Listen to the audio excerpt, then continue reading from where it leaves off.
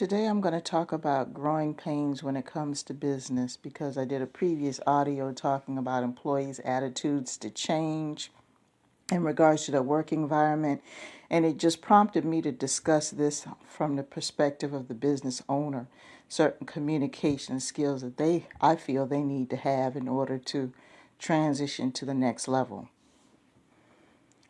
Let's say that you do have a business, you're a one-woman show or one-man show. You start out very small. It could be a flea market table like I did, or it could be a setup in somebody's restaurant. It could be a park bench. It could be the trunk of your car.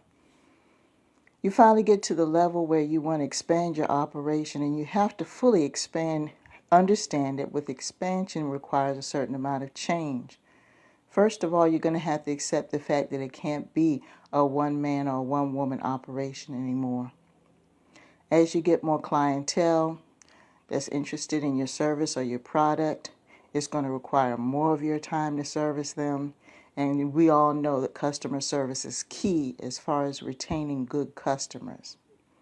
Your level of communication was great before when you only had 5 or 10 people willing to buy your product. But now you've got 20 or 30 people at one time that's offering your product, and you love the results of it. You're getting paid. You're finally starting to see a profit from your product. But also you find yourself having to buy some more supplies for your product, so your overhead has grown. That's one adjustment you have to make in your budget.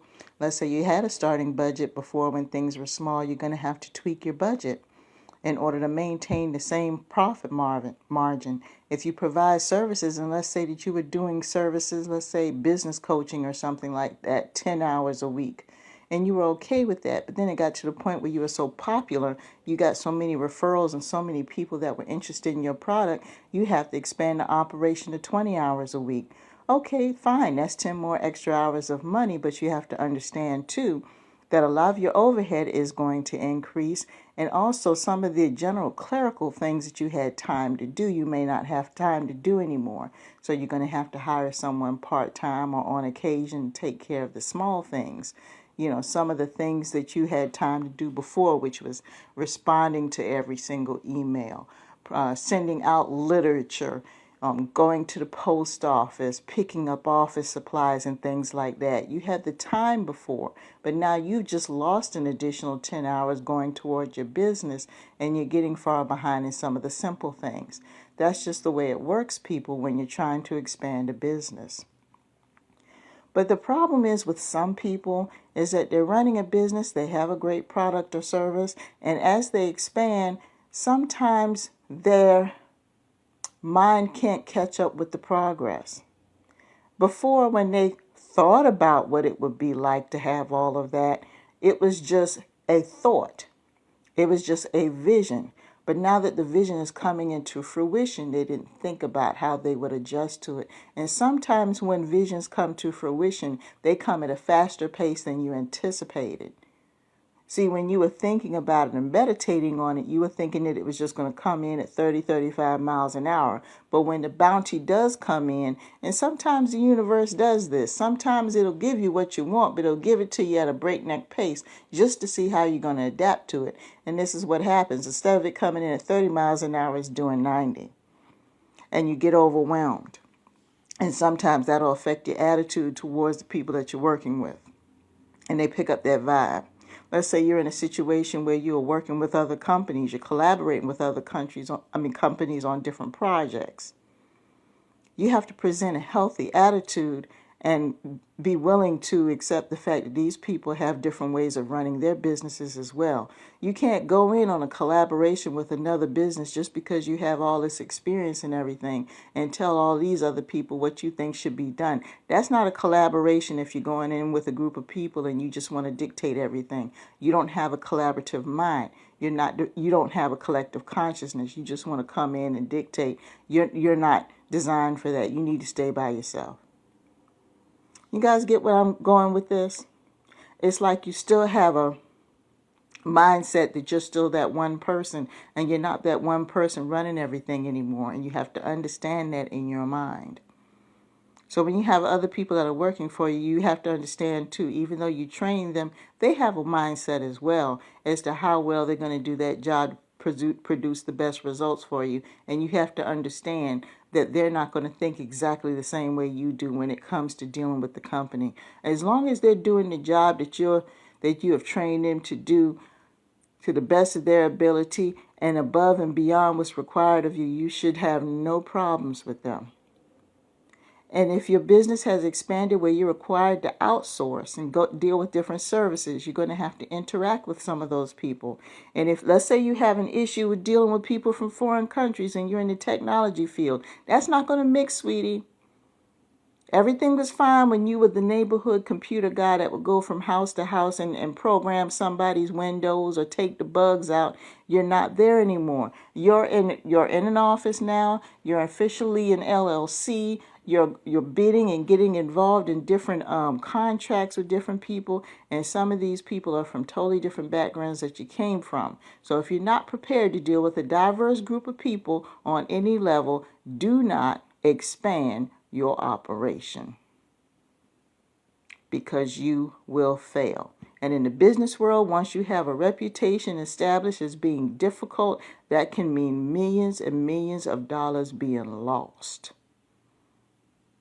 And that's the bottom line. I don't care if you've been baking cakes for 30 years. Kudos to you. You've been baking cakes for 30 years, and then finally in the 25th year you decided you wanted to go into business for yourself. That's fine.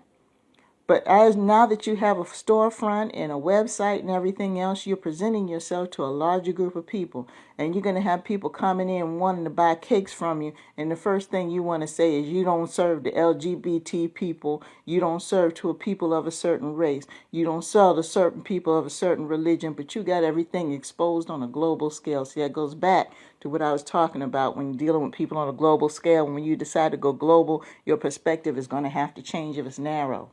Can't be narrow-minded and offer a product to the general public. It doesn't work that way. Or else it's going to be a matter of time before you shut your doors. You know, how many of you knew somebody that had a good product, and let's say they finally decide to open a storefront somewhere, and you figure, oh man, they're going to do so well because they have such a great product. And then all of a sudden, a year later, you come back and you see that person shut their doors. And you're wondering why they went out of business. They're like, they had a good product, they were friendly, blah, blah, blah.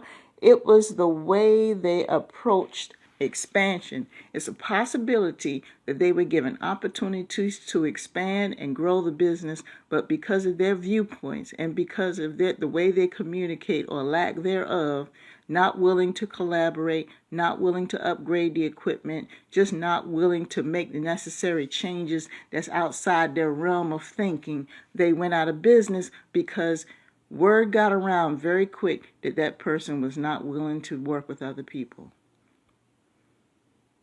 And you have some people that have their competitive spirit is so high, they're not even willing to collaborate with other people. Case in point, let's say that you're a person that makes clothes. But you notice that, a lot of your clothing sales may come from jumpsuits as opposed to dresses. And then you come across this other person, you know them in the business sector because you've been to the networking and everything else and you've seen them around. They sell clothes as well, but they may not do very well with jumpsuits. You do well with dresses, and they do well, you do well with dresses. And with jumpsuits, they do well with dresses. It's like it's a different type of clothing. What's wrong every now and then, if not permanently, combining your resources? What's wrong with that? But you're so competitive, you just see that person with that product. Let's say you're at a flea market or something, and you've been going to this flea market and you've been out there for a while, and you sell, a certain product. All of a sudden, after you doing it for several months, you see somebody else show up the same day at the flea market selling the same thing. Nothing wrong with that. It's a flea market. They're selling spaces. As long as it's legal, you can sell it. You immediately feel a certain type of way because they're pulling out the same product that you have. They may have the same type of product, but maybe the type of sales that they have might be geared to a certain type that you probably don't sell well of. And give you an example that's common to a lot of people. Perfumes and soaps and body oils. This is a classic example because, if you guys go to the flea market, you're going to come across somebody who's selling them. Now, everybody knows there's thousands of scents and fragrances that are out there for perfumes, body oils, and candles and soaps. But let's say that you're the type of person, you decide you want to go ahead and get a study table at the flea market, and you've been doing it for a while. You had a certain group of people that have been coming to you, and you're pretty confident. You got your regulars that come out every Saturday just to see you. I just came here to get my order, blah, blah, blah. And you're happy. All of a sudden, one day somebody shows up and they're selling the same thing. Immediately you feel a certain type of way. First of all, you haven't been in business long enough to know anything. I mean, it might have been a hustle, but you're not a businessman, because all businessmen know that there's going to be somebody else in their field selling the same product. It's not an issue of how many people are selling the same product that you have.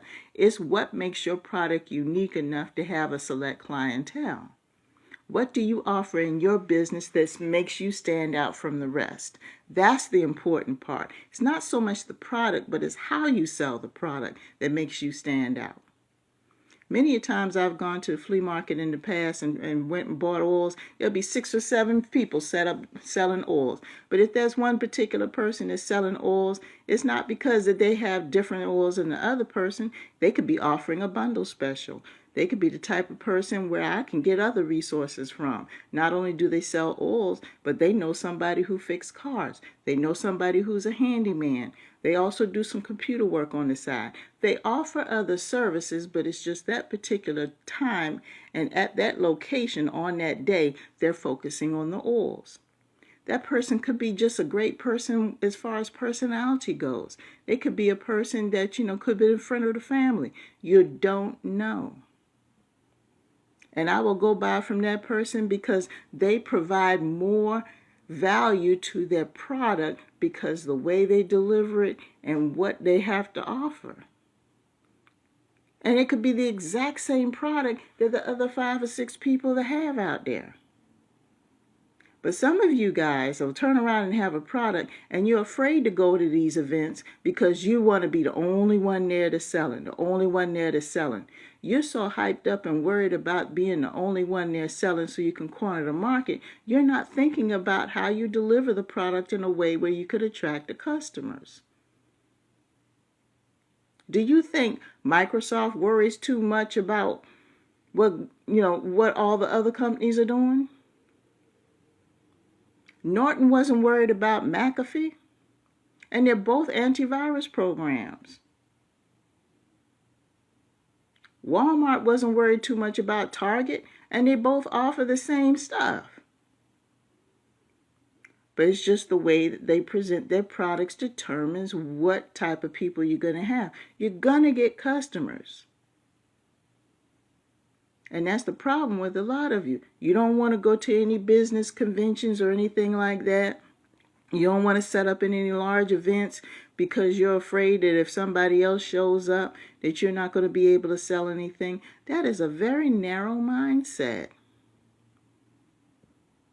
And then when you go, you realize you need some assistance and don't want to get any assistance because you don't want to split the little bit of profit that you're going to make.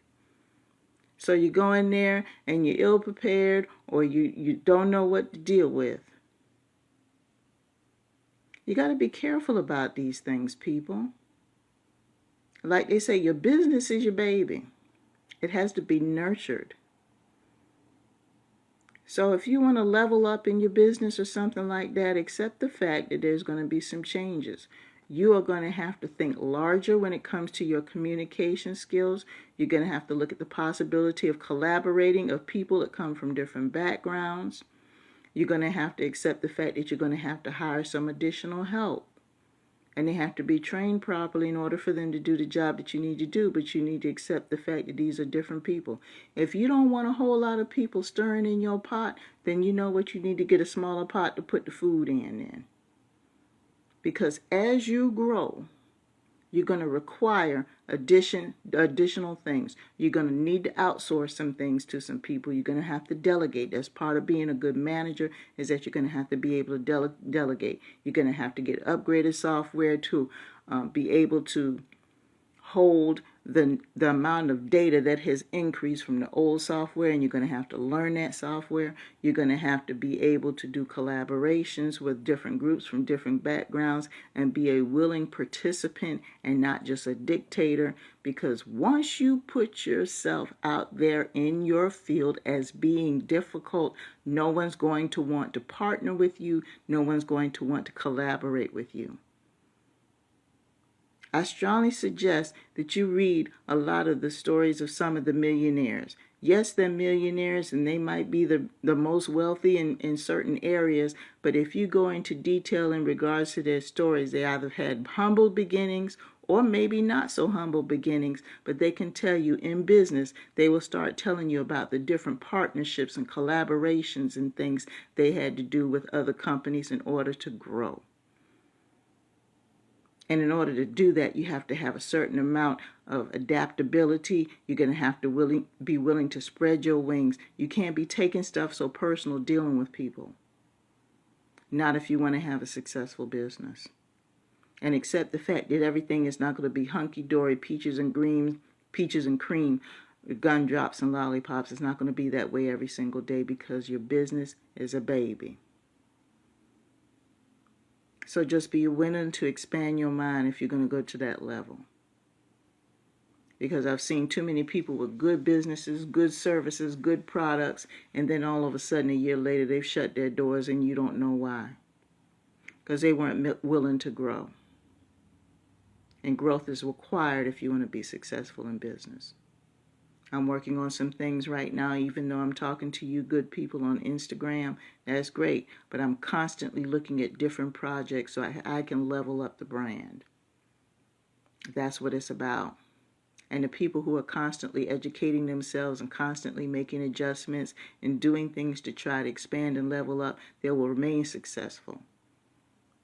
But if you're still stuck in 1985 using the same equipment with the same software and the same mentality, and here it is 2021, guess what? You're going to make 1985 profits. Those are the type of profits that you're going to make. If your mindset is 10 years ago, you're going to be making the same profits you made 10 years ago. If that. So you got to level up mentally, people. Have a great day.